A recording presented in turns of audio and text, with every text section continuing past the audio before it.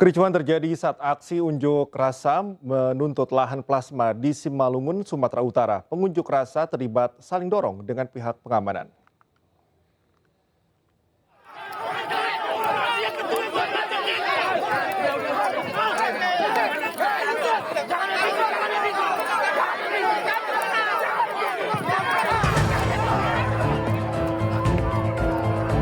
Kericuhan terjadi saat security PT BSRI, Bridgestone Sumatera Rubber Estate, berupaya mengusir massa dari LSM Lira bersama masyarakat yang akan menanami lahan dengan sejumlah tanaman.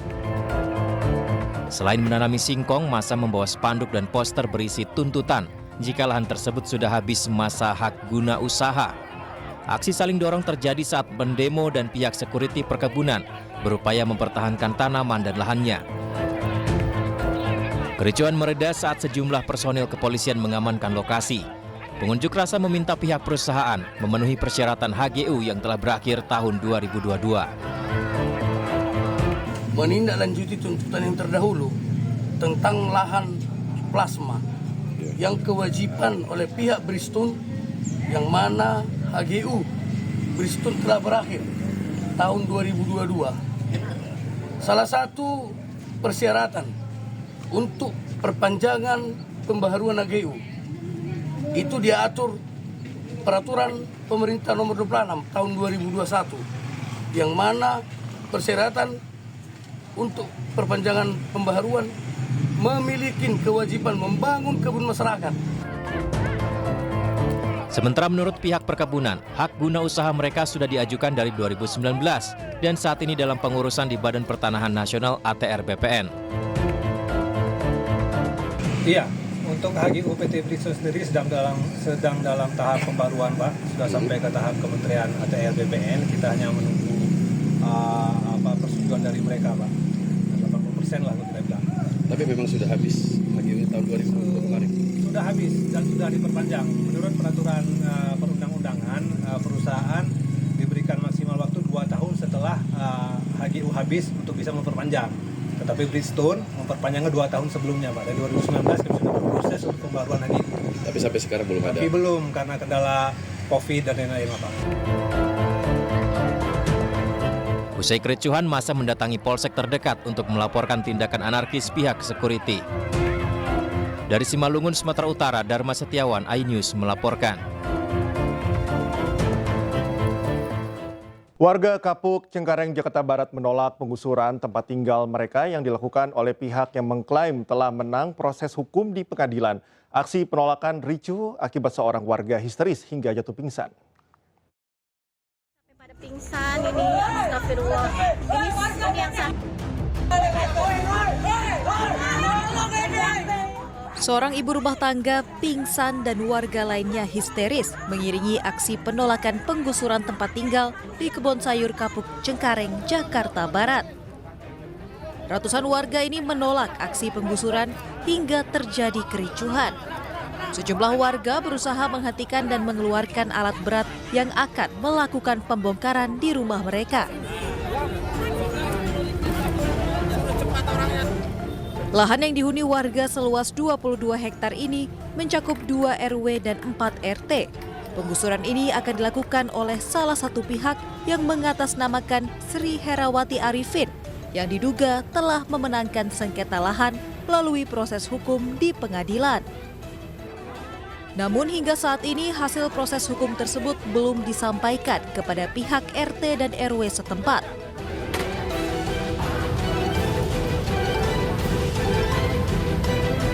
Kan ada hubungannya dengan bongkar-membongkar rumah warga. Nah, menurut versi mereka itu tuh memang belum ada suatu kesepakatan atau diskusi, ya, belum ada kesepakatan diskusi sehingga terjadi seperti itu. Bahkan juga belum berbicara atau berdiskusi dengan para pengurus lingkungan atau RT. Warga berharap agar penggusuran rumah mereka dihentikan sementara sampai adanya pertemuan warga dengan pihak yang mengklaim memenangkan status tanah yang ditempati warga. Dari Jakarta, Miftahul Gani, iNews melaporkan. Diduga jadi penyebab terjadinya banjir bandang di kawasan Puncak, sebuah bangunan lokasi wisata di Puncak dibongkar. Proses pembongkaran pun diwarnai kericuhan lantaran warga yang pro pembongkaran terlibat adu mulut dengan sejumlah warga yang bekerja di lokasi wisata.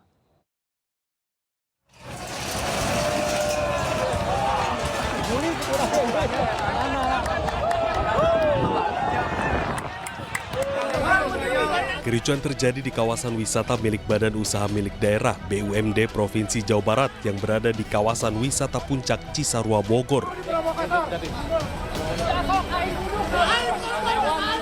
Kericuan terjadi lantaran warga yang mendukung pembongkaran terlibat adu mulut dengan warga lain yang bekerja di lokasi wisata dan menolak adanya pembongkaran. Menurut warga, Gubernur Jawa Barat Deddy Mulyadi telah meminta jajarannya untuk melakukan pembongkaran pada Kamis pagi. Namun sejumlah petugas Satpol PP Jawa Barat dan Pol PP Kabupaten Bogor tak kunjung melakukan pembongkaran lantaran adanya penolakan dari sejumlah warga yang bekerja di lokasi wisata yang akan dibongkar. Kali Bapak ada situasi yang seperti ini selalu sidak. Baik ke gunung, baik ke lautan, Bapak hebat nomor top nomor 1. Tapi pada pelaksanaannya di wilayah-wilayah ini, Bapak hanya menginstruksikan kepada kepala daerah. Kepala daerahnya cara remeh ngajar dogoe, diem saja gitu bahasa Indonesia nama. Sebelumnya, Deddy Mulyadi selaku Gubernur Jawa Barat pada Kamis pagi mendatangi kawasan Gunung Mas Puncak sekaligus memastikan kondisi kawasan wisata Puncak pasca banjir. Dalam video yang diunggahnya, Deddy Mulyadi memastikan tidak ada tebang pilih meski bangunan milik BUMD. Ini kita lagi di areal rekreasi apa sih namanya? Ibis ya, dikelola oleh BUMD Provinsi Jawa Barat, PT Jaswita. Dibongkar sendiri, perintah saya bongkar mulai hari ini. Ya, bantu Pak Wakil Bupati, pimpinan DPRD Bogor, Pak Bupati juga sudah bantu Pak Bupati, untuk dukung Pak Gubernur. Dukung, kita bongkar karena ini menimbulkan problem bagi lingkungan dan saya tidak segan-segan walaupun ini adalah PT-nya, PT BUMD Provinsi Jawa Barat untuk memberikan contoh pada siapapun bahwa yang melanggar ya harus ditindak. Diketahui bangunan seluas 21 hektar milik BUMD menurut perizinannya hanya 2.800 meter yang akan dikelola. Namun hingga hari ini justru sudah 15.000 meter, artinya perizinan tidak sesuai. Hingga membuat Deddy Mulyadi geram dan meminta jajarannya untuk membongkar bangunan yang bermasalah. Dari Bogor, Jawa Barat, Wildan Hidayat, iNews melaporkan.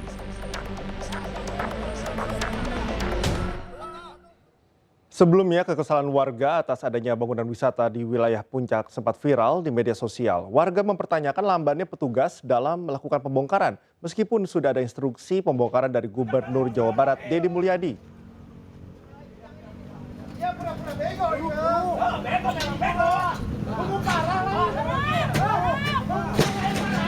Pemirsa, inilah video amatir sejumlah warga yang emosi kepada sejumlah petugas Satpol PP.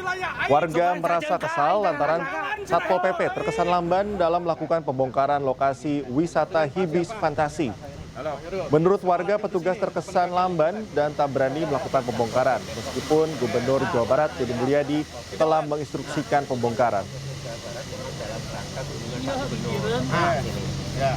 Kalau dalam kaitan dengan itu kan dari Kementerian LH bukan dari Pemprov, bukan dari Pemprov. Selain dibongkar oleh Pemprov Jawa Barat, lokasi wisata di Puncak Bogor, Jawa Barat yang diduga menjadi biang kerok banjir bandang disegel Kementerian Lingkungan Hidup. Penyegelan dilakukan karena proyek lokasi wisata mengakibatkan perusakan lingkungan.